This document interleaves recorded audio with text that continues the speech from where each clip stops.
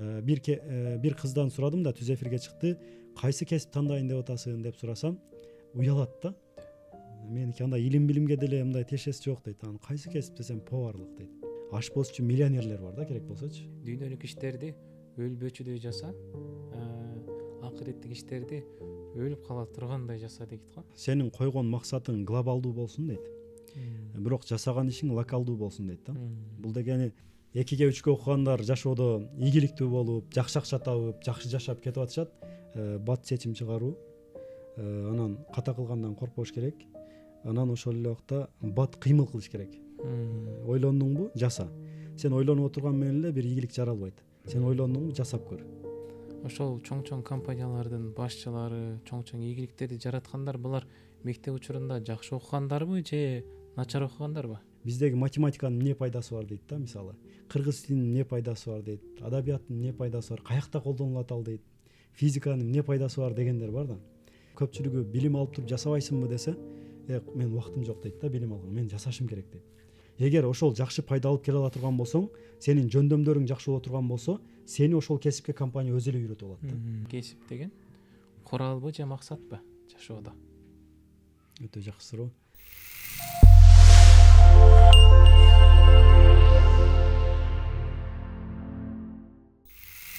Ассаламу алейкум, урматтуу көрүүчүлөр. Окурмен окуу борбору тарабынан уюштурулган кезектеги маегибизди баштап атабыз кайрадан. Бүгүнкү биздин коногубуз ошол Окурмен окуу борборунун жетекчиси, мүдүрү Санжар Мадумар агайыбыз болмокчу. Кош келипсиз. Кош келдик, рахмат. Өзүңүз тууралуу дагы да кененирээк тааныштырып кетсеңиз. Ассаламу алейкум, урматтуу көрүүчүлөр. Менин аты жөнүм Санжар Мадумар, 31 жаштамын. 3 баланын атасымын. Өзүм кесибим боюнча мугалиммин. Ошол тарых кесибин тандап, тарых мугалими адистигин бүтүргөнмүн. Андан кийин ошол илим изилдөөчү боломун, ошол илимди изилдеймин деп, тарых илимин изилдеймин деп, аспирантураны дагы 3 жыл окуп бүтүргөнмүн. Жалпысынан ошол мектепти, университетти кошкондо ошол 19-20 жылдай ошол билим тармагында окуйм деп жүрүппүз да. Азыркы учурда болсо ошол Окурмен окуу борборун ачып, ошол жакта уюштуруу жагын карайбыз көбүнчө. Студенттер менен иштешебиз. Ушул азыркы багытыбыз ушундай. Окурмен окуу борборунда эми өзүңүздөр билесиздер, IT технологиясын окутуп үйрөтөбүз. Жаңы кесиптер, заманбап кесиптер, ушул жагына бир басым жасалат. Сиз жаңы кесип тандап аткан кезде кантип тандадыңыз эле? Мен боюнча айтсам, мен кесип тандаганда өзүм юрист болом дегенмин башында. Ошол ар кайсы кесиптерди ойлонуп келип, акыркы 11 класста мен юрист болом деген нерсеге токтолгонмун. Бирок атам, атенем, атам менен ошо чоң атамдар дагы окуган кишилер, билим алган кишилер. Анан отурушуп, кеңешип, мен жөндөмдөрүм дагы балким мындай талкуулашкан ал жердечи. Анан мени ошол мугалим бол деп, ошол мугалимдикке тапшыр деген бир сунушту беришти да. Анан менде мындай ой болду, ошол мугалим болсом макул тапшырайын, бирок мен мугалим болбоймун. 1-2 жыл окуймун дагы. 2 жылдан кийин мен өзүм ошо юрист болом. Ошол жагына тапшырып кетемин деген бир ниет болду да, ой болду. Бирок кийинчерээк ошо окуп жатып, 1-2 жыл окугандан кийин ошол жерден мындай кичине бир диний илимди алып калдык. Мындай ошол окуган билимдүү кишилерден кеңеш алып калдык, мугалимдерди көрдүк. Ушинтип жатып, эмнегедир окуу учурунда ошол мугалимдикке болгон бир эме ойгонду да. Кызыгуу ойгонду, сүйүү ойгонду дейбизби? Ошол мугалим болсом деген нерсе болду. Буга 2 себеп болду. Биринчиси, эң негизги себептердин бири бул мугалимдик мындай да. Бул балдарды тарбиялайсың. Мындайча айтканда, пайгамбарыбыз саллаллаху алейхи ва саллям бир хадиси бар. Сен бир адамдын өзгөрүшүнө себеп боло турган болсоң, жакшылыкка келишине себеп боло турган болсоң, бул нерсе сен үчүн дүйнөдөгү күн тийип турган баардык нерседен жакшыраак дейт да. Демек, мугалимдерде, мен ошол жерде ушул хадисти окуп, ушул нерселерди уккандан кийин, демек мугалимдерде өтө чоң мүмкүнчүлүк бар. Ошол сабак берип атып, балдарга өзүң акыл насаатыңды айтсаң болот. Сабак берип атып, балдарды жаман жолдон бир жакшы жолго багыттаганга дагы мүмкүнчүлүк бар деген нерсе мени бир кызыктырды. Анан мен өзүм байкасам, ошол элге чыгып сүйлөгөн, доскада сүйлөгөн, түшүндүрүп берген өзүмө дагы жагат экен. Айрыкча мен өспүрүмдөр менен иштешкенди жакшы көрөм. Баягы мектепте иштеп калдык, коллежде иштеп калдым, университетте иштеп калдым. Мектепке барганда айрыкча көпчүлүгү баягы 9-11 класстардан качса, мен ошол кайра 9-11 классты мага бериңиздер деп алат элем да. Себеби алар менен иштешкен мага эмнегедир жагат эле да. Алардын тилин жакшы табып сүйлөшө алат элем. Ошол себептер болуп, ошо мугалимдикти тандап калдык ушундай себептер менен. Ошол үчүн башында мындай өкүнгөн болсом, азыр өкүнбөйм, шүгүр. Өзүмдүн бир жашоодогу максатымды, бир Кудай таала койгон бир талант, жөндөм дейбизби, миссия дейбизби, ушул бар да, ушуну бир канчадыр бир деңгээлде тапкандай сезем да өзүмдү. Өзүңүз мындай рахат алган бир жумуш менен алектенген экенсиз да. Ооба, азыр дагы жана окурменде балдар менен иштешебиз, айрыкча өспүрүм курактагы балдар. Аларга дагы акыл насаат айтып, уюштуруп, адамдар менен иштешкен негизи мага жагат да. Эң биринчи ошол кесип тандоодо эмнеге маани бериш керек? Жакшы суроо. Эң биринчи ошол кесип тандаганда мен ойлойм, азыркы учурда мындай нерсе болду да. Тренд деп коебузбу, азыр Instagram, TikTok дегендер көбөйдү. Баардык эле өзүнүн ийгилигин чыгарат да. Ийгилигин чыгарат, байып атканын чыгарат. Анан көпчүлүк эле баягы ишкер болгонго, же болбосо ITде көп акча бар экен деп айтчылык болгонго, бизнесте көп акча бар деп бизнесмен болгонго түртөт дагы. Ошол балада жөндөм барбы, жокпу, кызыгуу барбы, жокпу? Жанагы бала жанагы нерсени көрүп алып туруп, ушул жакта көп акча бар экен деп эле эмне кылып атабыз? Баарыбыз ошол жака көпчүлүк агып жатат да. Ошол үчүн мен айтат элем, маселе эмнеде дей турган болсо, пайгамбар саллаллаху алейхи вассалам дагы бир хадиси бар. Мындай маанисин айтайын. Пайгамбарыбыз айтыптыр да, мага дейт, базарга чыгып соода кылган буйрулган эмес дейт. Мага дейт ошол Кудайыма дейт, Аллахка сапаттуу ибадат кылган, илим алган буйрулган дейт да. Демек бул жерде маселе эмне? Баарыбызга эле ушул бизнесмен болуш баарыбызга буйруган эмес да, буйрулган эмес. Ушул нерсени түшүнүп алыш керек. Кесип тандаганда эң маанилүү нерсе, муну айтып эле жүрүшөт. Ошол өзүңдүн кызыккан нерсеңе, жүрөгүң эмнеге тартып атат, эмнени жакшы жасайсың, эмне колуңдан жакшы келет, ошол кызыккан нерсеге багыт ала берген жакшы да. Мисалы мен жакында эле бир мектепке сабак өттүм, туура кесип тандоо боюнча сабак өттүк. Бир кыздан сурадым да, түз эфирге чыкты. Кайсы кесип тандайын деп атасың деп сурасам, уялат да. Меники андай илим билимге деле мындай тиешеси жок дейт. Анан кайсы кесип десем, поварлык дейт. Мындайча айтканда, ошол тандап аткан кесиби поварлык өзүгө жагып атат, ашпозчулук жагып атат, бирок ошону айткандан уялып атат да. Айткандан уялып атат. Анан мен айттым, анда сонун экен да деп айттым. Сонун экен да. Себеби бизде азыр ашпозчу болсоң дагы, биринчиден азыркы учурда ашпозчу болуш үчүн дагы жакшы билим алыш керек. Билим алганда дагы чет өлкөдө өтө күчтүү ошо ашпозчулукту окуткан окуу жайлар бар. Ошол жактарга сен аракет кыл дедим да. Ошол жактарга аракет кылып тапшыр. Ашпозчу болгондо жөн эле бир кафеге кирип ашпозчу болуп ошол жерде иштеп калам Кыргызстанда эмес. Сен ошол масштабтуураак, чоңураак коюп туруп, ошол жактардан билим аламын. Мен чоң ошол бир ресторандарда, чоң бир жерлерде иштеймин деп ниет кой дедим да. Анткени бул биринчиден өзүгө жаккан кесип, экинчиден ошону менен жакшы билим алган болсо, жакшы үйрөнгөн болсо, ашпозчу миллионерлер бар да, керек болсочу. Ошол жактан чоң акча тапкандар бар. Кесипте маселе эмес. Кичинекей кесип болсо да маселе эмес. Кичинекей кесип менен дагы эгер финансылык жагына ойлоно турган болсок, өтө чоң акчаларды табып, өтө жакшы жашап аткан адамдар бар да. Биз көбүнчө Кыргызстан шартында ашпозчу же куруучу десе мындай намыстанабыз. Намыстанабыз. Анан айлана чөйрөбүздөгү эле мындай байкелерибизди башкаларды элестетебиз да. Жок, андай эмес. Дүйнөлүк деңгээлде кандай ошондой адистер бар? Дүйнөлүк деңгээлде кандай инсандар бар? Ошолорду биз изилдешибиз керек. Кайсы жерлерден мындай ошол багыт боюнча жакшы илим, анан жакшы тажрыйба алсам болот деп ошол жактарын мындай басым жасаш керек да. Ошондуктан мен айтайын дегеним, жана кесип тандаганда кичинекей кесип жок. Жөнөкөй кесип жок. Баардык кесип ардактуу, баардык кесиптен жакшы акча тапса болот. Жакшы жашаса болот ошол кесип мененчи. Ошол эле убакта өзүң сүйгөн кесипти тандасаң, ошол кесип менен рахат аласың дагы, жакшы ийгиликтерди багындырышыңа дагы себеп болот да. Көпчүлүгүндө эмне маселе бар? Көпчүлүгү башка бирөөлөрдү көрүп, жана тренд болгон нерселерге тапшырып, акчасы көп экен деп ал жагына тапшырып, анан ал кесипти көпчүлүгү ошол кесип боюнча бир аз иштеп көрөт дагы меники эмес экен деп таштайт да. Анткени жумушка келгенде ошол жактан рахат ала албай жатса, креативдүүлүк жок болсо, ошол жактан бир мындай бир орусча айтканда вдохновление деп коет го. Эргүү албаган болсо, ал кесибинен биринчиден карьералык рост кыла албайт, экинчиден бир жаңылыктарды жаратып, бир жакшы бир ийгилик жарата албайт да.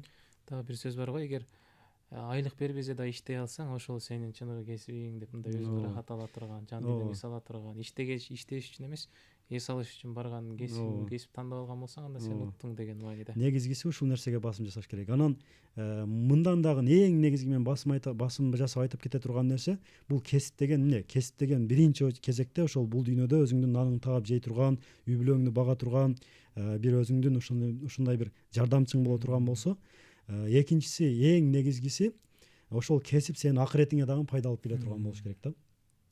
Сен ошол Кудай Таала дагы ыраазы боло тургандай ошол кесип менен иштешиң керек. Мындайча айтканда кандай? Ошол кесип аркылуу бир алымдын айткан сөзү бар. Жөн эле мындай жол куруп аткандарга айтат да. Эгер билсеңиздер, могу Түркиядан баштап, Стамбулдан баштап Мединага чейин поезд жол курулган. Хижаз темир жол деп. Азыр умрага баргандар болсо көрсө болот, ошол жерде Мединада ошол акыркы эмелери, баягы калдыктары бар да, оңдоп түзөп коюшкан. Ошону куруп жаткан куруучуларга барып айтат да, бир алым киши айтат, эме дейт. Силер дейт, бул жерде жөн эле ушул жерде акча үчүн эле иштеп аткан болсоңор, анда силер ушул жерден арзыбаган бир тыйын табасыңар. Бул силердин кичине жашооңорго пайда алып келиши мүмкүн, бирок эң чоң нерседен куру каласыңар дейт да. Ал эмне дегенде, бул жердеги сооптон дейт да.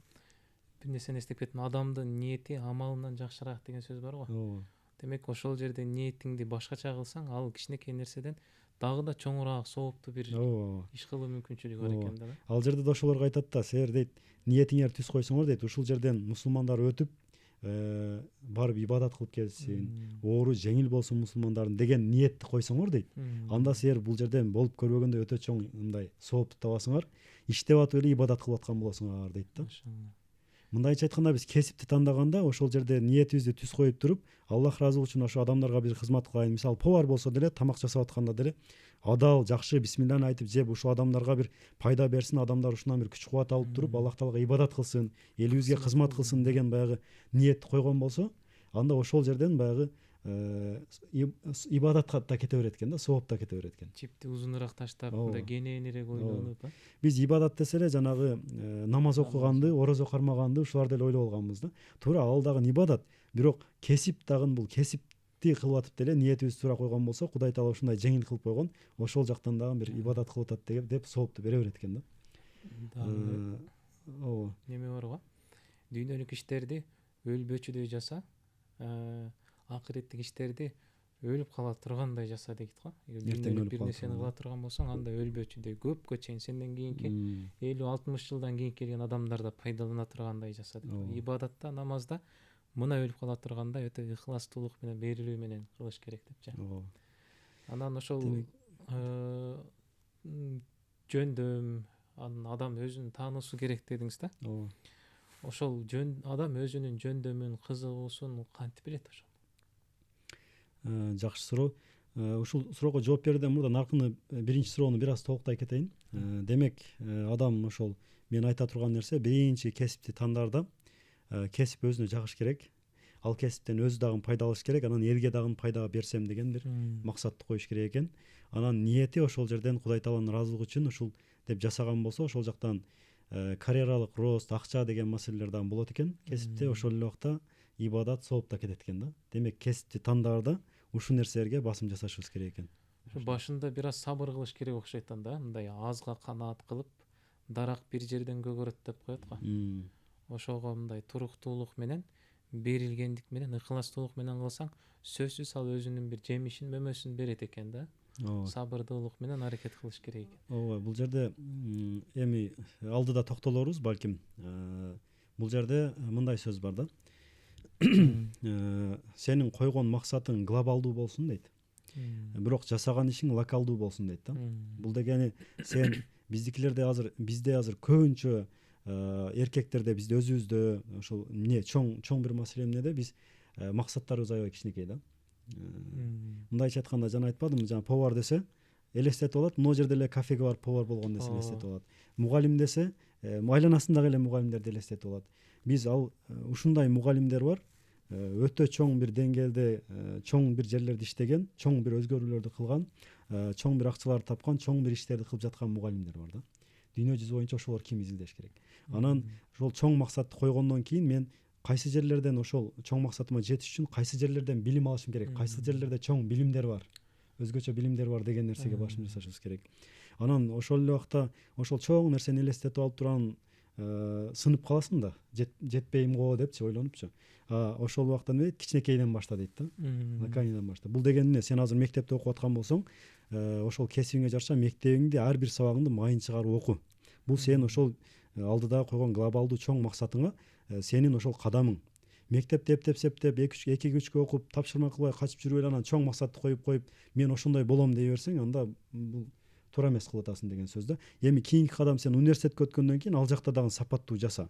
Сапаттуу ар бир күнүңдү сапаттуу оку, сапаттуу аракет кыл, китептерди оку, жаса, андан кийин кийинки баскычка өтөсүн деген сөз да. Ошентип атып анан жана чоң максатыңа жетесиң деген бир нерсени айтышат да адистерде. Жакшы, рахмат чоң. Анда жанагы суроого кайтып келсек, адам өзүнүн жөндөмүн, кызыгуусун кантип аныктайт, кантип табат? Жакшы суроо. Азыркы учурда заман өнүгүп жатат дагы, бул жерде жасалма интеллектте дагы атайын психологиялык суроолор бар. Сен ал жерде тест эле белгилеп кетесиң дагы, тестти белгилегенден кийин ал жактан сенин кайсы жөндөмдөрүң күчтүү, анан сен кайсы кесиптерге багыттасаң, кайсы кесиптерди сага туура келет, кайсы кесипти сен окусаң жакшы, ошолорду сага сунуштайт да. Бул биринчиси. Экинчиси, сенин жөндөмүңдү жакшы билген бул мугалимдер, сен айланаңдагы досторуң, сен ата-энең, ошолордон менин кайсыл жөндөмдөрүм жакшы, мени кайсыл кесипте сиз көрө алат элеңиз деп алардан дагы сураш керек да. Мен айтып атпаймынбы, башында мен жанагы башка нерселерди кыялданганмын, бирок жанагы чоң атам кеңешип туруп мага ошол мугалим бол деп туруп сунуш бергени башында туура эмес го деп ойлогом, бирок кийинчерээк түшүндүм, алар мендеги жөндөмдү көргөн дагы ошол жака багыттаган да. Демек ошол окуган, билимдүү, илимдүү ошол чоңдордон бул кеңешкен дагы бул жакшы натыйжасын берет да. Андан сырткары ошол мектепте окуп жатканда өзүңдүн кайсыл сабактардан сен жакшы окуп жатасың. Мисалы үчүн сенин математикаң жакшы болгон болсо, математикадан жакшы окуган болсоң, анда сен балким IT тармагында же болбосо кандайдыр бир аналитика жүргүзгөн, мисалы бизнес аналитик деген кесиптер бар. Ошол сыяктуу анализ жүргүзгөн кесиптерди балким тандасаң туура болот деген сөз да. Мындай логика көбүрөөк талап кылынган. Сен мисалы үчүн кыргыз тил адабияттан жакшы окуп, өзүңдүн оюңду жакшы түшүндүрүп бере алып, куйма кубак боло турган болсоң, анда сага мугалимдик, журналисттик деген сыяктуу кесиптер, жана блогер деген кесип чыгып атат, алып баруучулук, ушул сыяктуу жанагы кесиптер балким сага туура келет деген сөз да. Кыскасы айтайын дегеним, ошол жанагы биринчи билимдүү илимдүүлөрдөн, ата-энеңден, мектептен сурап, мугалимдерден сурап, өзүңдүн кайсы жөндөмдөрүң жакшы, алар сени кайсы кесиптерде көрө алышат. Андан кийин жасалма интеллект чыгып атат, ал жакта психологиялык тест бар, сен аны тапшырып туруп, ата-энелер көрүп атса, балдарыңыздарды тапшыртып туруп, ошол жактан ал жыйынтык чыгарып туруп, кайсы кесиптерге ал бала окуса жакшы, ошону да чыгарып берет. Ошону менен анан бир тандаса, менимче туура болот. Алла разы болсун. Мен кайсыны башкалардан да өзгөчөлөнтүп жакшыраак кылам деген суроонун айланасында ойлонушу керек экен да, демек, Ооба. Эми ушул кесип тандоодо окууну бүтүп атканда көбүнчө ата-энелер чечип коет да. Эми чечип коет дегенде ата-энелер багыт көрсөтөт да. Сизге да ата-энелериңиз багыт көрсөткөн экен. Ошол кесип тандоодо ата-энелердин ролу кандай болушу керек? Орду кандай болушу керек? Туура, көпчүлүк учурларда бала башка нерсени каалайт дагы, ата-энеси мурдакы алган билими, мурдакы алган түшүнүгү менен эле анан балага бир чечимди берет да, сен муну жака оку депчи. Ата-энелер эгер көрүп жаткан болсо, ата-энелерге сунуш жанагы ата-энелер дагы азыр мынау жасалма интеллект же болбосо жаңы билимдер бүт интернетте бар. Ал жактан ошол суроолорду берип, өзү дагы кичине бир билимди чогултуп, маалыматтарды чогултуп, эмне актуалдуу болуп жатат, балага эмнеге жараша кесипти тандаганга бир жардам бериш керек, кантип жардам берсе болот. Бул ютубта дагы ошол суроону берген болсо ал жактан дагы адистерди түшүндүрүп берет. Ошол нерселерди карап чыгып, окуп чыгып, өзү дагы кичине маалымат, билим алып туруп, анан балага кеңеш берсе туура болот да. Анткени азыркы учурда заман десек болобу, же болбосо технология жаңы бир доор келе жатат да. Бул негизи ошондой бир доор өзгөрүүлөр болуп турат, чоң өзгөрүүлөр болуп турат да. Мисалы биз мурда Союз келгенге чейин Кыргызстандагы жашоо образы башкача болгон да. Биз жайбаракат, малыбызды багып, кенен, тоодо мындай жашаганбыз, уруу болуп ушинтип жашаганбыз. Ар ким өзүнүн жанын өзү багып, ушундай жашаган болсо, эми Союз келди дагы. Союз түзүлгөндөн кийин эмне болду? Орустар келгенден кийин биз колхоздоштуруу, совхоздоштуруу деген башталды. Мурдагыдай мына эме эмес, ар ким өзү үчүн эмес, эми баардыгыбыз бир үй бүлөбүз, биз коллективдештирүү деген нерсе, баары бирдей тегиз жашаш керек, бай кедей деген болбош керек деген нерсе болду. Ата энелерибиз ошол чоңдор билет, кат жазганда дагы коммунизмди курган жаштардан бол деп, акырда каттын аягына ушинтип жазып жөнөтүшүп, аябай мындай башкача жашоо болду да. Ошол жашоодо, ошол доордо, ошол мезгилде мамлекет бүт мүмкүнчүлүк, баягы элдин эмесин эл иштеп берди. Мамлекет өзүнө жүгүн алды дагы, мамлекет элге жумуш берди. Мисалы үчүн мугалимдерди ала турган болсок, азыркы учурда биздин мына өлкөгө мисалы 700 мугалим керек деп туруп, ошого жараша адистерди жана даярдады да, мындай пландап турупчу, пландалган иштер жүрдү. Бүтүшкөндөн кийин ошол мамлекет диплом менен баргандан кийин сөзсүз түрдө мамлекет ал жаранды ошол жумуш менен камсыздады деген сөз. Эми ошол союз ыдырагандан кийин эркиндик келди дагы. Эркин мамлекет болгонубуздан кийин Аскар Акаев биринчи президент болду дагы, эмне болду? Жаңы бир доор, жаңы бир өзгөрүү болду. Баардыгы башкача жашап жүргөн болсо, эми бат жашоо бир өзгөргөндөн, ысып туруп эле эртеси күнү эле бир кыш болуп кеткендей, мындай өтө бир чоң өзгөрүү болду дагы. Элдер өзүн таппай калды да. Ошол убакта уурулук күчөдү, зомбулук күчөдү, акча таба албай анан четке чыга баштадык дегендей маселе. Ошентип дагы бир өзгөрүү болду. Эми дагы бир өзгөрүү келе жатат. Могу IT технологиянын өзгөрүшү менен жасалма интеллект, роботтор деген бир доор келе жатат да. Өзгөрүү келе жатат. Бул биз ошол эмеде жашап жатабыз. Азыр мисалы 2010 жылдан бери төрөлгөн балдардын ой жүгүртүүлөрү башка да. Демек ошондой доор келаткандан кийин ошо ата эне дагы айтайын дегеним, ошол нерселерди эске алып, маалыматты алып, билимди алып туруп, анан балага бир чечимди бериш керек. Анан негизи эле азыркы учурда мындай ачыгын айтканда кесип тандоо, мындай сөз бар да. Адам эки нерседен адашпаш керек. Бирөөсү аял тандагандан, анан экинчиси кесип тандагандан деп мындай тамашалуу сөз бар го. Аял тандагандыгы билбейм, азыр кесип тандагандан ойлонбой эле койсо болот да.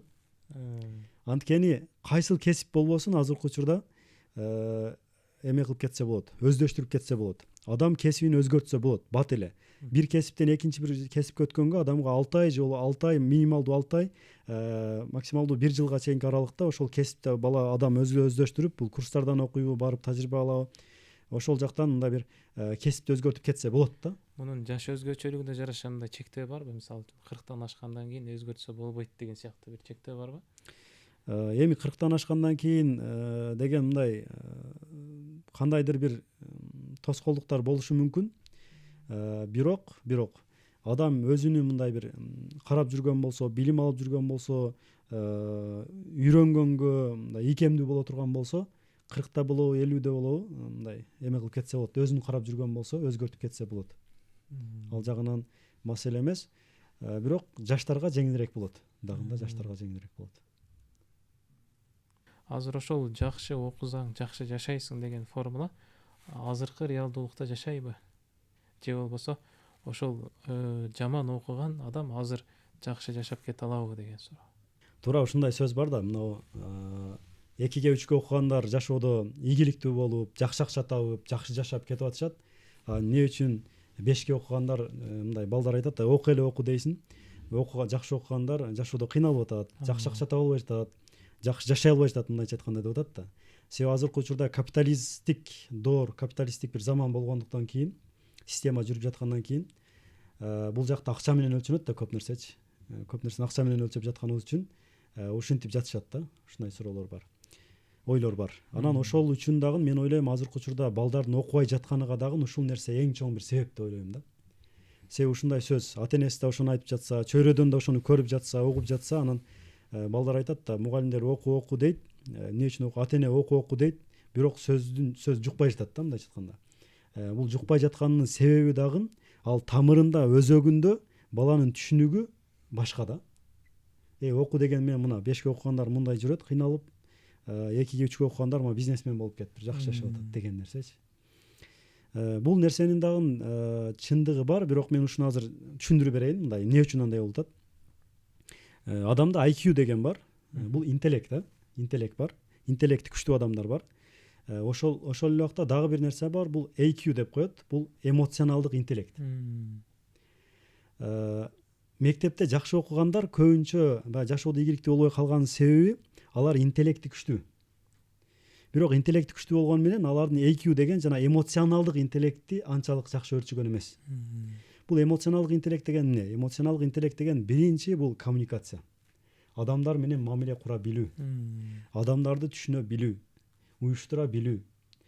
Ошол эле убакта адамдарды мындай анализдей алуу деген нерсе. Ошол эле убакта сабырдуулук деген нерсе. Бир нерсени кылгандан кийин болбой калды. Болбой калгандан кийин ошону кайра сен туруп, ордуңдан туруп кайра баштап кете аласыңбы деген сөз да. Көбүнчө мектепте жанагы 2ге 3ке окугандар каршылык болгон да, мындай 2 койдум сага дейт мугалим, 3 койдум дейт. Жашоосунда күнүгө жана негативди көрүп атат да. Кийинчерээк жашоого чоң жашоого келгенде дагы булар кандайдыр негативдер болсо көтөрүп кете алат экен да. 5ке окугандар жалаң 5ке окуп 5 алып жүргөн үчүн, мугалимдерден жаман сөз укпаган үчүн балким эмоционалдык интеллекти анчалык ошол сабырдуулук, туруктуулук, бир жаман нерсе болсо сынып калбай кайра туруу деген сапаттары балким анчалык өрчөбөй калган болушу мүмкүн деген нерсе. Ошондуктан азыркы учурда дипломдон көрө маанилүү нерсе бул жөндөмдөр, көндүмдөр дейт да. Адам ийгиликтүү болуш үчүн, карьералык рост жакшы жасаш үчүн эмне кылыш керек десе, анын EQ-су дагы күчтүү болуш керек. Демек, азыркы учурда бизде ата энелер көрүп жаткан болсо, бала мектепте жакшы окуш керек, ошол эле убакта аны жакшы мамиле, адамдар менен жакшы мамиле курганды, уюштура билгенди, анан сабырдуулук, туруктуулук, бир ишти аягына чейин жасоо деген сыяктуу сапаттарга дагы балдарыбызды мындай тарбиялап барышыбыз керек экен да. Анан бул жерде эң бир маани бере турган нерсе, мына Гапыр Мадаминов агайыбыз менен биз ушул окуруменде иштешип жатабыз. Анан бизге көбүнчө суроо бериши берет да. Агайдын мейли алып келип сабак өттүрө бересиңер, силер IT болсо анан айтини окутуп эле кетире бербейсиңерби деген суроолор болот. Мен ал агайдан байкаганым, анын китебин окуп көрүп эме кылганым, ал жерде агай азыркы замандагы болуп жаткан адамдарга керектүү сапаттар бар да. Биринчиси бул агай айтат го, үйрөнгөндү үйрөнүш керек адам депчи, ийкемдүү болуш керек депчи. Ошол нерселерди мурдатан эле өзүнүн студенттерине окутуп баштаган да. Агай мындайча айтканда интеллектисине дагы ошол жакта эмоционалдык интеллектине дагы маани берген экен да. Ошол эле убакта коммуникация, сындай алуу, болуп жаткан нерсени өзү анализдей алуу, мектепте отурганда бири-бирини баалаганды агай, бириңер баалагыла деп айтат экен. Муну сүйлөгөнү баала дейт. Ушинтип атып туруп агай эмоционалдык интеллектин дагы өнүктүргөнгө басым жасаган. Ошол нерсени биз билген үчүн дагы азыркы учурда бизде курста 6 ай эле окушат, мисалы үчүн. Ошол аз аралыкта жетишип калыш кыйын, бирок аз да болсо ошол балдар өз алдымча мен билим алышым керек экен, өз алдынча билим алыш үчүн демек агай айткандай мондой нерселерди кылышым керек экен деген бир көндүмдөрдү жок дегенде ошол түшүнүктү алып калсын деген максатта дагы биз ошол агайды чакырып атабыз да. Демек айта турган нерсем, азыркы кылымда адам ийгиликтүү болуш үчүн, жакшы жашаш үчүн ошол жанагы эмоционалдык интеллектти дагы өнүктүрүп кетиш керек. Эми азыркы учурда кандай болот десе, азыркы учурда адистер айтып жатат, эми дейт, жөн эле 2ге 3ке окуп алып туруп, анан бир нерсени аларда мындай жөндөм бар да, бир нерсени алып туруп, экинчи бир жерде сатып. мындайча айтканда бат кыймыл кылышат да, мындай ойлоно бербей бат чечим кабыл алат дагы. Ошондой иштерди кылгандар көп деле ийгилик жарата албайт эми дейт. Себеби азыркы заманда технологиянын ошол бүт соц тармактардын өнүккөнү үчүн конкуренция деген нерсе аябай күчтүү болот дагы. Эми интеллекти дагы күчтүү, ошол эле убакта эмоционалдык интеллекти да күчтүү. Эки жактан дагы күчтүү балдар. Булар чоң бизнестерди кылат, чоң ошо адистиктерди дагы чоң карьералык ростторду жасайт, өсүүнү жасайт. Ушулар ийгиликтүү болот. Демек балдарыбызды интеллектин дагы, эмоционалдык интеллектин дагы өстүрүшүбүз керек деген нерсеге азыр басым жасап жатышат да азыркы учурда. Ошондо мектепте жаман окуган адамдардын эмоционалдык интеллекти жогору болгондуктан ийгиликке жетип атат дегенди деп түшүнсөк болот экен да, сиздин оюңузча? Ошондой деп айтса да болот. Себеби бул жерде эң чоң ийгиликке жеткен негизги себептердин бири бул бат чечим чыгаруу. Анан ката кылгандан коркпош керек. Анан ошол эле убакта бат кыймыл кылыш керек. Ойлондуңбу, жаса. Сен ойлонуп отурган менен эле бир ийгилик жара албайт. Сен ойлондуңбу, жасап көр. Ката кылышың мүмкүн, бирок катадан үйрөнөсүң, кайра жасайсың. Ошол үчүн алар батыраак кыймыл кылган үчүн, чечимдерди батыраак кабыл алган үчүн, анан ката кылгандан коркпогон үчүн балким ошондой. Анан ошол эле убакта мен айтайын дегеним, азыр коомду анализдеп көргөндө жаман окуганда, жакшы окугандардын баары эле мындай ийгиликсиз деген нерсе жок. Мен ушундай балдарды көрдүм. Мектепте аябай жакшы окуган, ЖРТ тапшырганда дагы чоң балда да тапшырган. Азыркы учурда чоң иштерди кылып, чоң компания негиздеп, колунда бир 100-150 адам иштейт. Ошолорду башкарып, жакшы бир системаны куруп, мындай ийгиликтерди жаратып аткан менин айлана чөйрөмдө ошондой балдар дагы көп да. Демек маселе жана айткандай жанагы сөздүн баары эле туура эмес да. Ошондо бир тактоо иретинде сурап койгум келип атат да. Ошол чоң компаниялардын башчылары, чоң ийгиликтерди жараткандар булар мектеп учурунда жакшы окугандарбы же начар окугандарбы? Сиздин практикаңызда, тажрыйбаңызда кимдер ошолор? Мектеп учурунда жакшы окугандар. Мектеп учурунда жакшы окуган балдар. Бул жерде мындай деп бөлүш керек да. Жакшы окуган мындай. Мисалы үчүн баардык бала эле жакшы окуса болот. Балдардын жөндөмү, мисалы үчүн, неге бир бала мектепте жакшы окушу мүмкүн? Ал мугалимдин методу ага жакшы түшүшү мүмкүн. Мисалы, кээ бирки бала, мисалы, куйма кулак болгон болсо, жанагы нерселерди бат өзүнө айткан нерсени илип алып туруп, ошол жерден жакшы баа алып, жакшы окуп кетиши мүмкүн да. Бирок кээ бирки балдар бар, алар көргөндө жакшы кабыл алат, көргөндө жакшы түшүнөт да. Мугалимдин методу ага түшпөшү мүмкүн. Ошол үчүн ал жакшы окуй албашы мүмкүн. Кээ бирки балдар бар, мондой жасап көргөндө жакшы түшүнөт. Бир нерсени алып кармап көрүп, жасап көрүп, бул мындай турбайбы? Бул жагы мындай турбайбы деп жасап көргөндө, түшүндүм дейт да. Демек аларга ошол метод түшөт. Демек мен айтайын деген нерсе бул мектепте жакшы окуган балдар эгер эмоционалдык интеллекти жакшы болсо, жакшы ийгилик жаратып кете алат. Ошол эле убакта жаман окуган балдар дагы жашоодо окуганды токтотпогон болсо, мен ушундайларды көрдүм да. Жаман окуган, мектепте жакшы окуй алган эмес, кээ биркилери 4-класска чейин окуган, кээ биркилери 9-класска чейин окугандар бар. Бирок алар жашоонун мектебин, жашоодо үйрөнгөндү токтоткон эмес. Азыркы учурда алар көп китеп окуйт. Азыркы учурда алар барып туруп, жаңылык болгон болсо барып ошол адамдар менен маектешип ошо жаңы нерсени үйрөнгөнгө аракет кылат. Азыркы учурда жаңылык болгон болсо барып туруп ошол жерден сурагандан уялбайт. Азыркы учурда да окуганды токтоткон эмес да. Ошол үчүн маселе эмнеде десе, мектепте жакшы окуган болсо же жаман окуган болсо ал жерде маселе эмес. Бул билим алганды, тажрыйба чогултканды кийинчерээк дагы токтотпогон адамдар, туруктуу өнүгүп келген адамдар бул азыр 21-кылымда айрыкча чоң ийгиликтер жарата алса болот деген маселени айтайын дегем да. Түшүнүктүү. Мен да ошо жеке тажрыйбаман бөлүшкүм келип атат да. Биз дагы мектептеги окууга анча көңүл бурбагандар, ийгилик жараткандар бар. Аларды мен мындай сырттай байкаган кезде мындай болгон да. Окуп жүргөн кезде алардын да белгилүү бир максаты болгон да. Максаттуу иш аракет кылган. Мен окууну эмес, могуну алып кетем деп ошого басым жасагандыктан ошол жактан ийгиликтүү болуп, ийгилик жараткан да. Окуудан анча маани бербесе дагы, бирок ийгилик жараткан. Кээ бирлер болот, окуудан дагы начар, мындай максаты дагы жок да. Жөн эле келип кетип жүрөт да. мен бул билимди могундай түшүнөм да. Бул билим тек гана ошол IQ-нун гана белгиси эмес. Мындай мен билимди, мен окуганды билем эле белгиси эмес. Бул мындай аракетчилдиктин, мындай токтогондуктун, мындай эрктүүлүктүн бир белгиси катары ошонун натыйжасында анан ийгиликке жетеби депчи. Билим деген бул жөн гана жаттап алып койгон айтып берүү эмес да. Бул өзүнүн жеке жөндөмдөрүн өнүктүрүп, өзүнө жана кайраттуу болуп жашоонун турмуштарына сынбайгандык болуп калып атабы дейм да.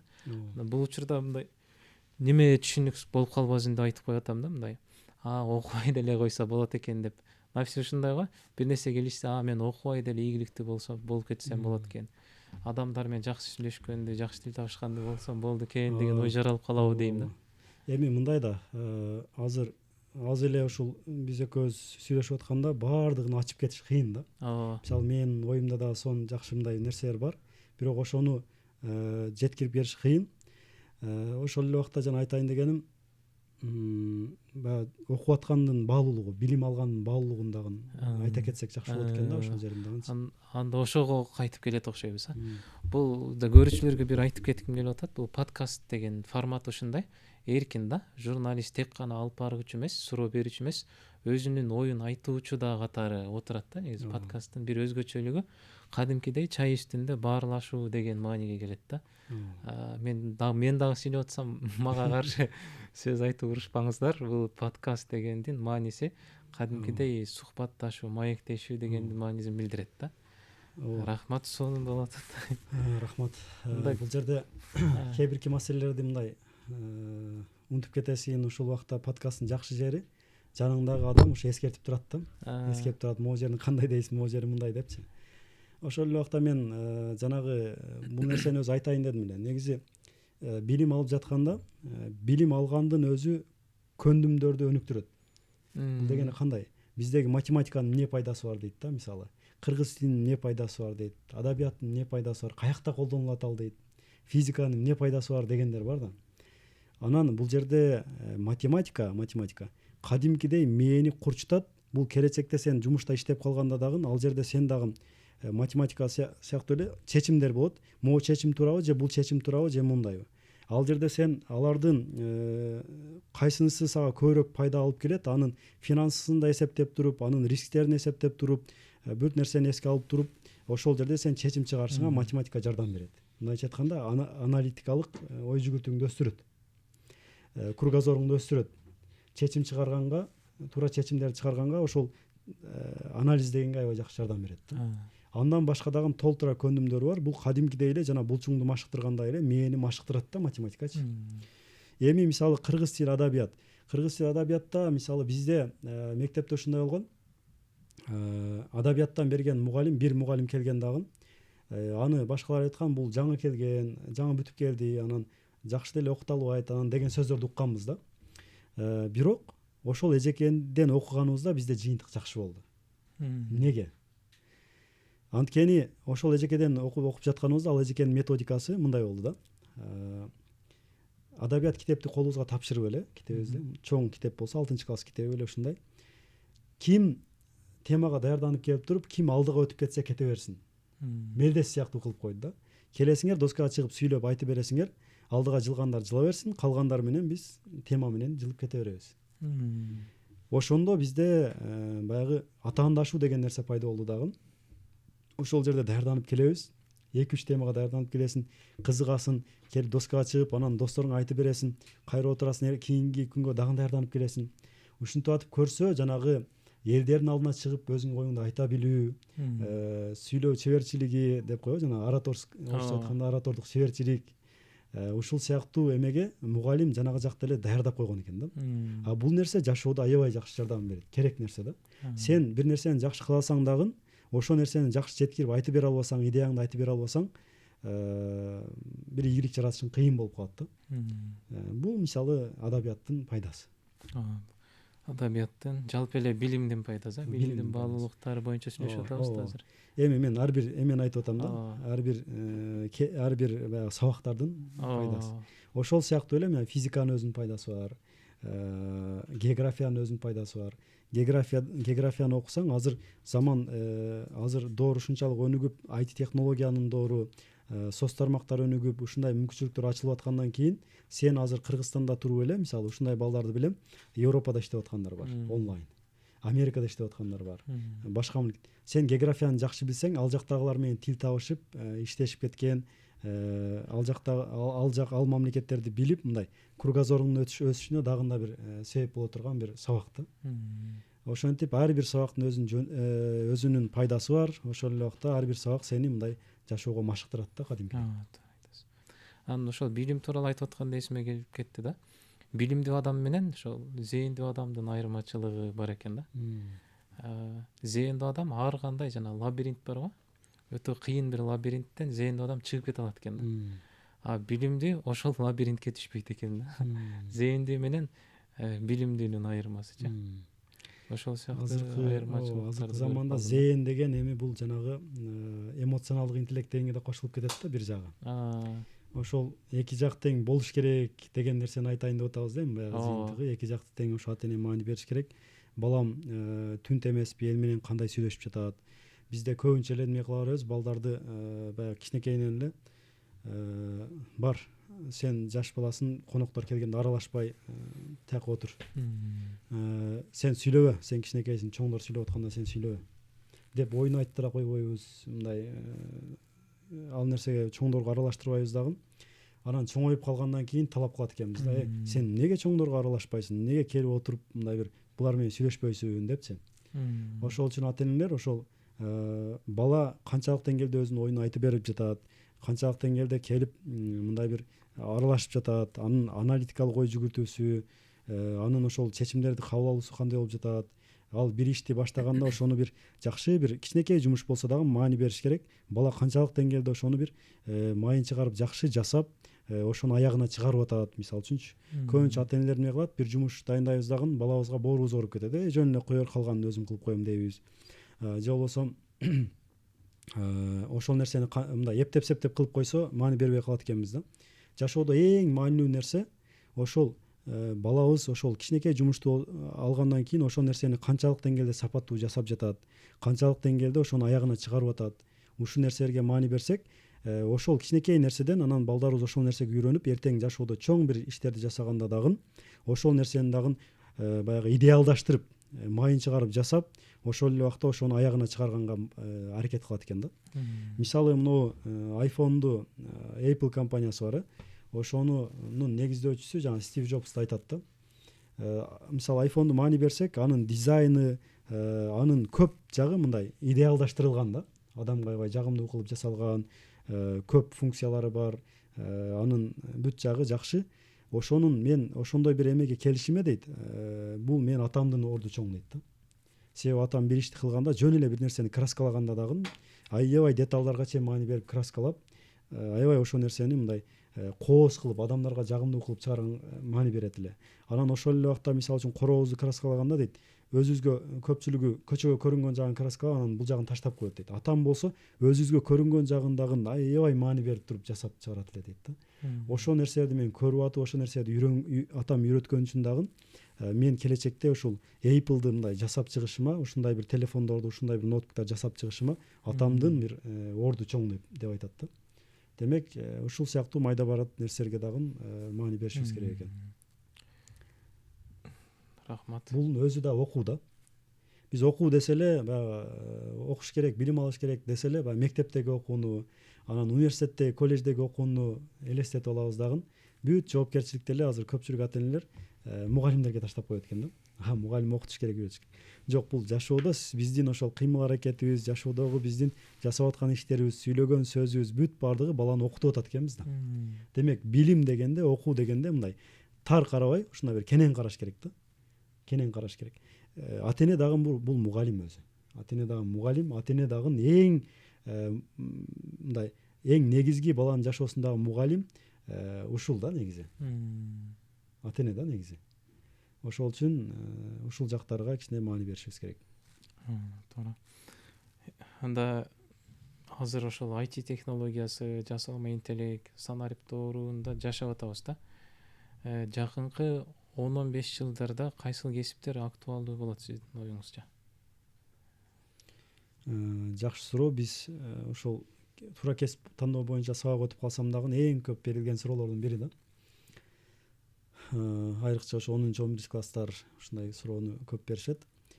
Эми мындай, биринчи мен эмесин айтып кетейин. Бул жакта биринчи баягы кесип тандаганда коркпош керек.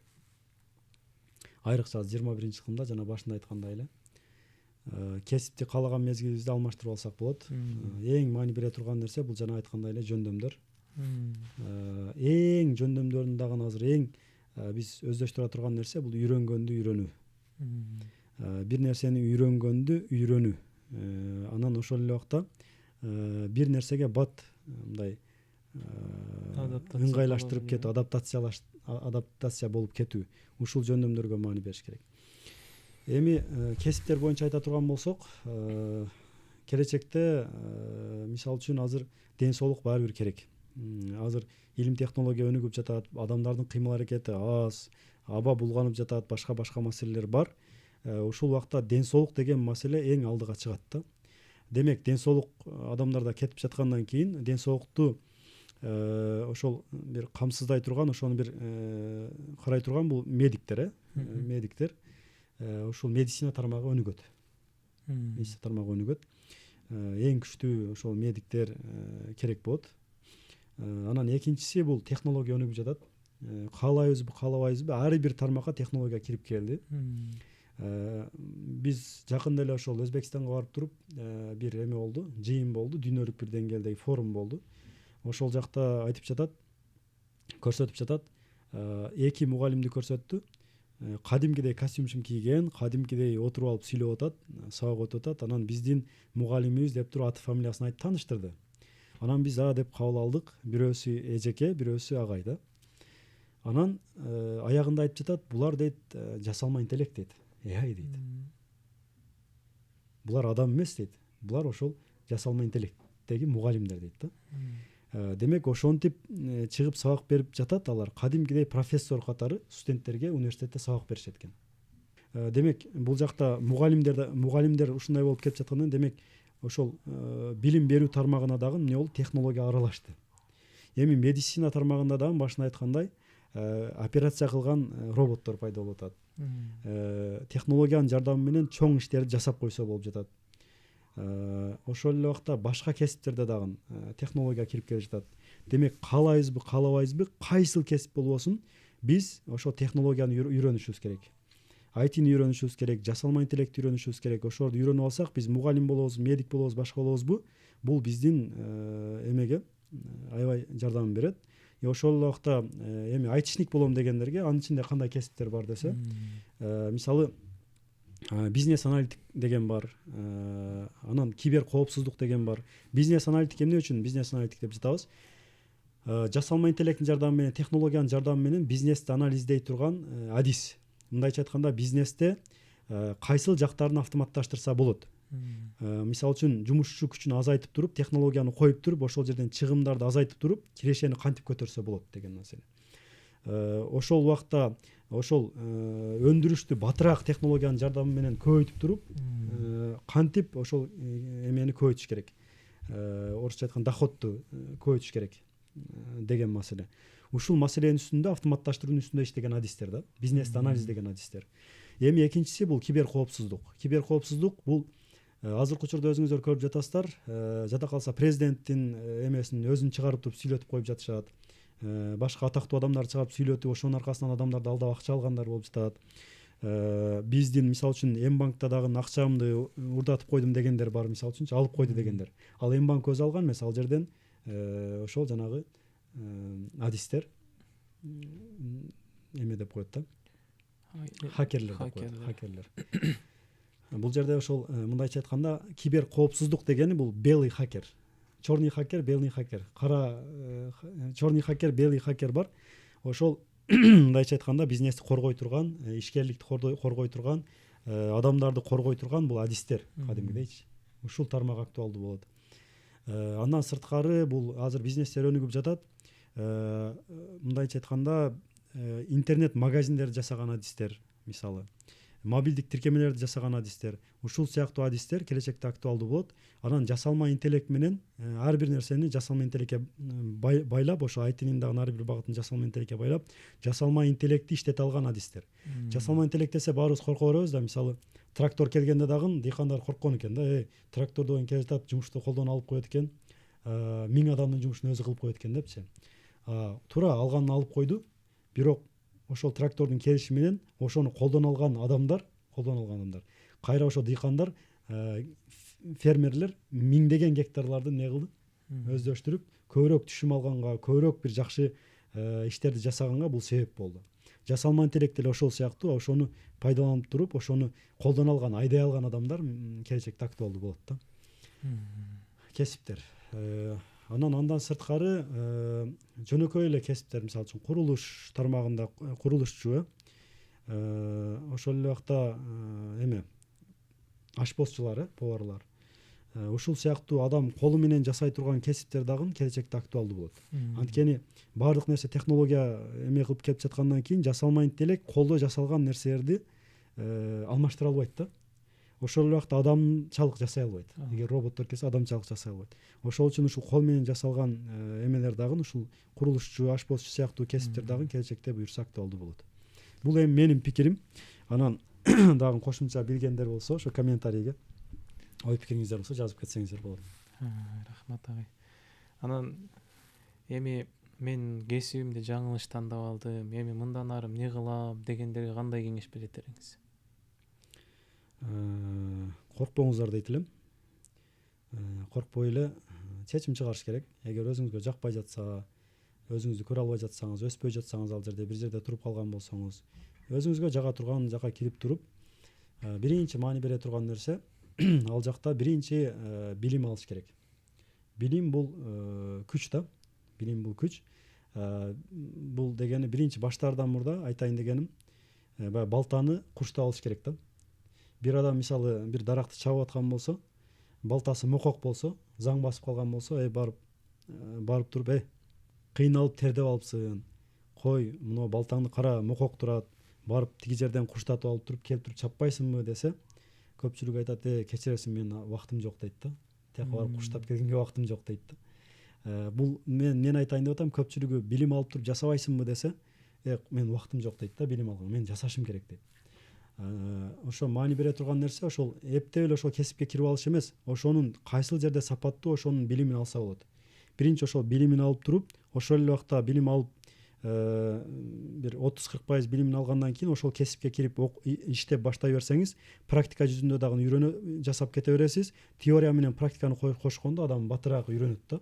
Ошондуктан кесипти алмаштырып атканда коркоонун кереги жок. Барып жакшы бир жерден билим алып, курстар болобу же башка болобу билимин алып туруп, ошол эле убакта акырын жумушка орношуп, өзүнүн кесибини баштай берсе болот. Бул жерде айрыкча жанагы 21-кылымда айта турган нерсе, эмне үчүн кесипти алмаштырган, эмне үчүн кесипти туура эмес тандап алсаң коркунучтуу эмес деп жатабыз. Анткени азыркы кылымда, азыркы заманда өзүңүздөр байкасаңыздар, 90% ишканалар булар жеке менчик ишканалар. Частный деп коебуз. Эми мурдакыдай сен дипломду алып алып эле көтөрүп барып туруп, эптеп септеп для галочки, мындай галочка үчүн жумушту жасап туруп, уйкусурап отуруп кетип калып, ошентип эле айлык алып туруп жашай бересиң деген нерсе өттү да. Эми жеке менчик компаниялар адамдардан, адистерден талап кылган нерсе, сен ал жерге баргандан кийин компанияга канча сомдук пайда алып келе аласың. Эгер ошол жакшы пайда алып келе ала турган болсоң, сенин жөндөмдөрүң жакшы боло турган болсо, сени ошол кесипке компания өзү эле үйрөтүп алат да. Мисалы үчүн азыр бизде дагы маркетологдорду издейбиз, HR менеджерлерди, HR-ларды издейбиз, сатуу менеджерлерин издейбиз, ар кайсы адистерди издейбиз.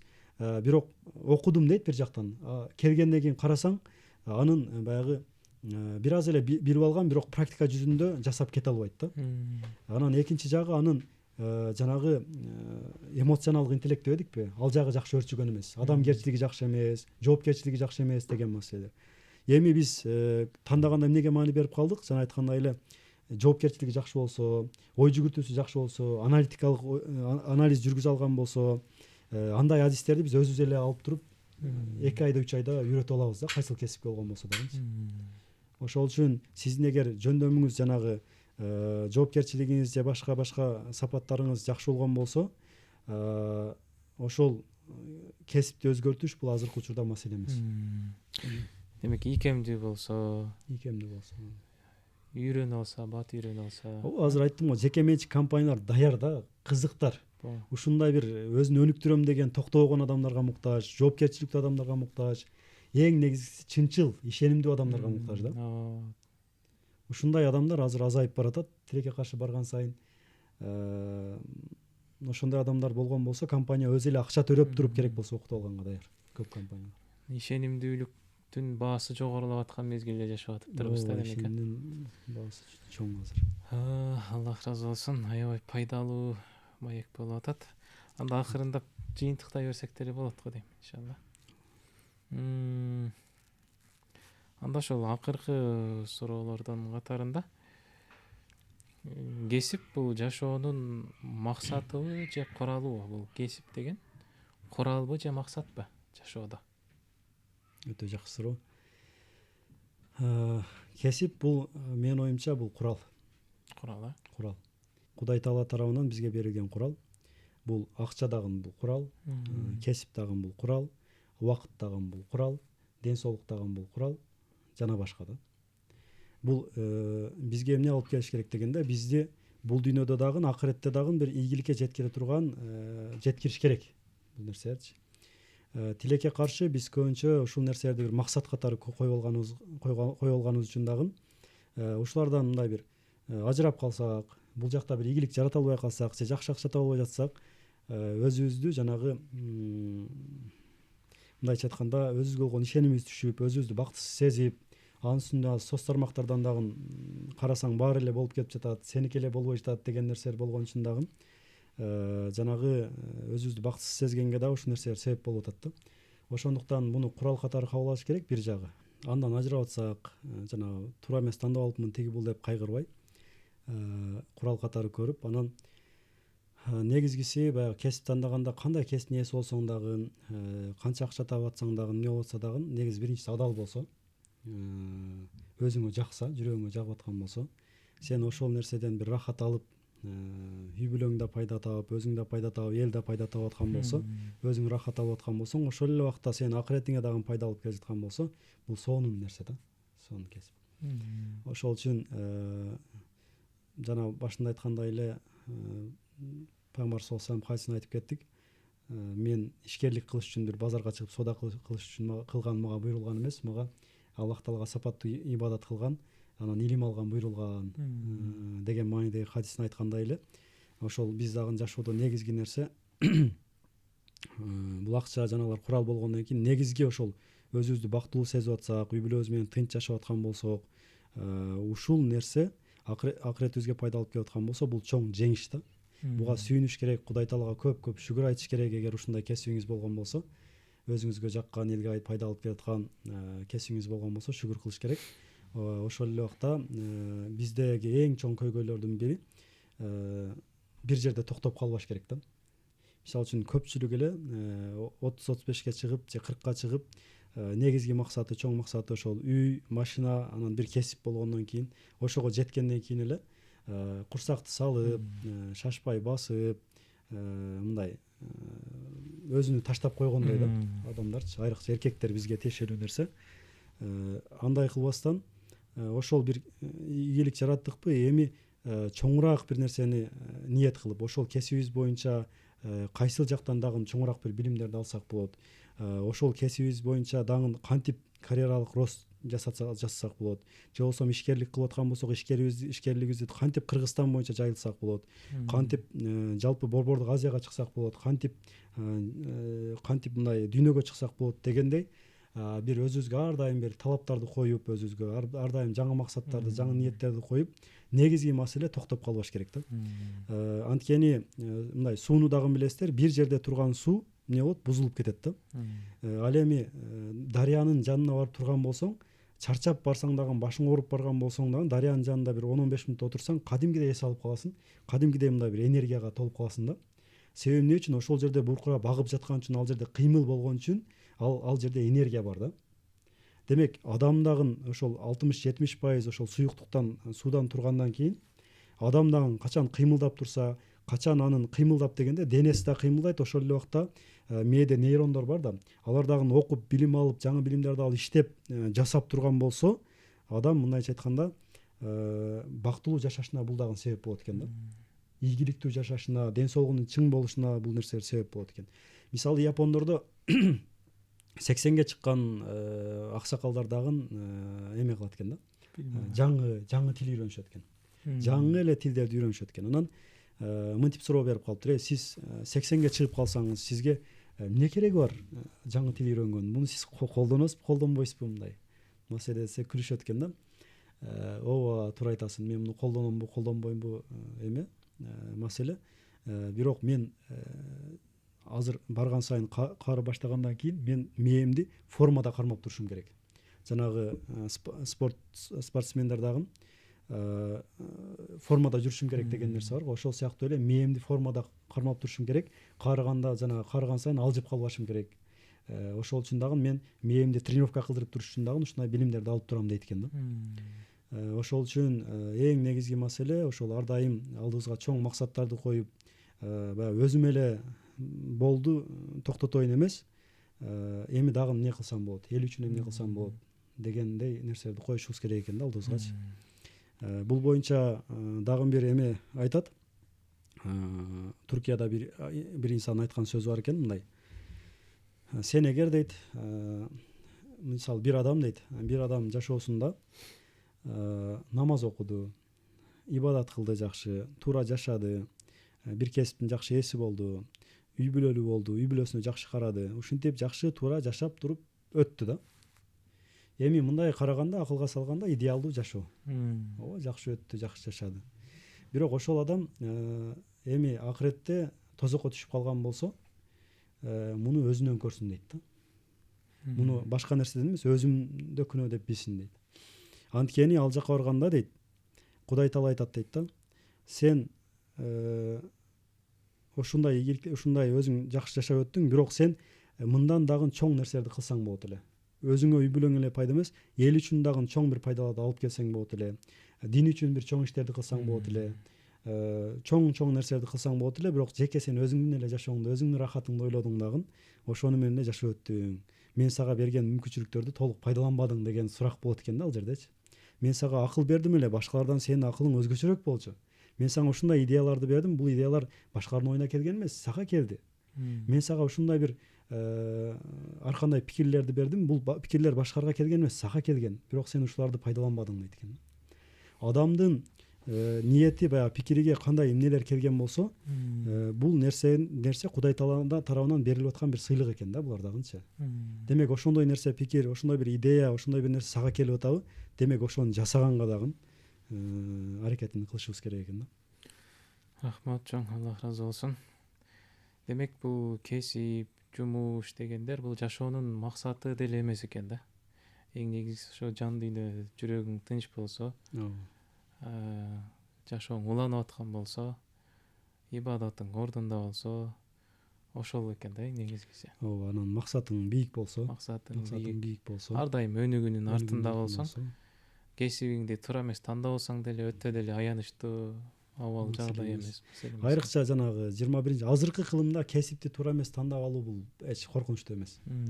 Медицина сыяктуу, мугалимдик сыяктуу нерсе, мындай чоңураак бир кесиптерге гана көп убакыт кетип калбаса, көп чыгым кетип калбаса, башка кесиптерди, мындай жаңы чыккан кесиптерди өздөштүрүп алыш бул жеңил да. Болгону биз жана айткандай жөндөмдөргө басым жасаш керек көбүрөөк. Жакшы, Аллах разы болсун. Келип маек куруп бергениңизге аябай кызыктуу, пайдалуу болду. Силерден да разы болсун, Аллах разы болсун. Көрүүчүлөргө дагы эми бул нерселерди айттык, баягы бирөө үчүн айтасың, өзүңө пайда берет дейт да, эми ошол өзүбүзгө дагы пайда берсин деп айттык. Биз дагы баягы идеалдуу эмеспиз, бизде дагы кемчиликтер бар. Ошол башкаларга айтып өзүбүз дагы түздөлөлү деп өзүбүзгө да айттык. Өзүбүзгө дагы жугуштуу болсун биринчиден, анан көрүүчүлөргө дагы жугуштуу болсун. Кудайым ошол келечекте жакшы бир ийгиликтүү инсандарды, ийгиликтүү дегенде эл үчүн, жер үчүн, дин үчүн да кызмат кылган жакшы муундарды Кудайым ошо элибизге насип кылсын. Рахмат, Аллах разы болсун. Ушуну менен биздин берүүбүз дагы, маегибиз дагы соңуна келип жетти. Аллах разы болсун. Анан сөзсүз түрдө катталганды, бөлүшкөндү, жактырганды, анан пикир калтырганды унутпаңыздар. Анан кийинки чыгарылышта кимди чакырсак, кайсы теманы козгосок, ошол тууралуу дагы пикирлериңизди, ойлоруңуздарды, сунуштарыңыздарды калтырсаңыздар болот. Ассаламу алейкум.